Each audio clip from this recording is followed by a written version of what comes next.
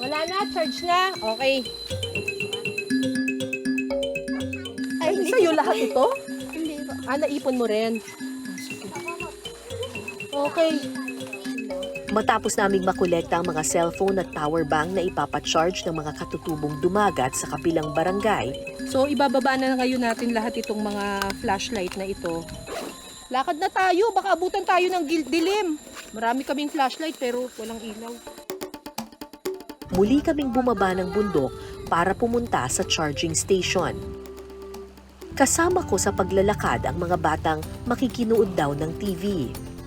Bukod sa pag-charge ng cellphone at saka ng flashlight, may isa pang pakay sa bayan ngayon yung mga taga Sitio Iligan. Ito kasama ko dito may ilang mga bata.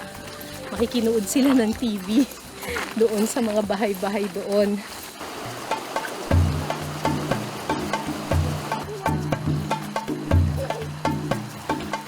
Kuya! Ayun! Wala pa tayo. Paano na? May charge pa ako mga cellphone tsaka flashlight. Gawa natin ang tungan. Malambot pa rin, ate! Ay, maglagay ka naman ng kahoy. Gano'n na ba ako kabigat, kuya?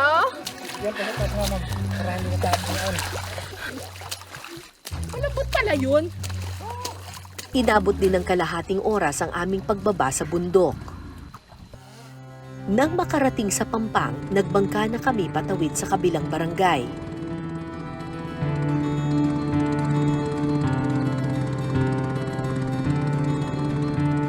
Mga katutubong dumagat din ang may-ari ng mga bangka rito.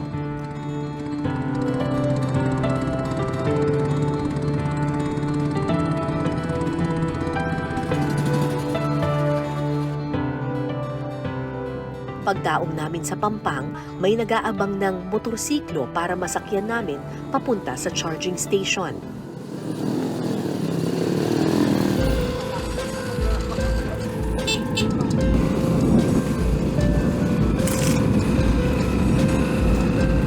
At makalipas ang ilan pang minuto, narating namin ang barangay kung saan kami makikicharge.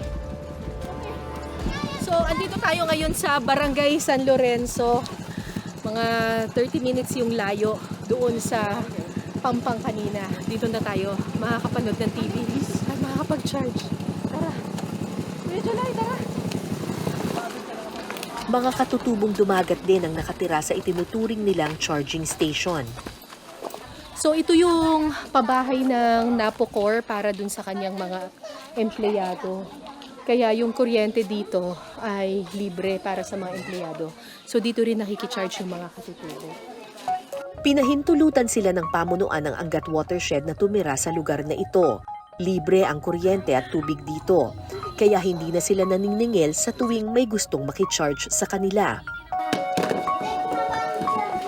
O, tara, charge na! May extension pa? Importante ito flashlight kasi gagamitin nyo ito pa uwi. Ito kumakarga na. Hindi. Charge na yan. Sa taas nun. May isa pa USB dyan.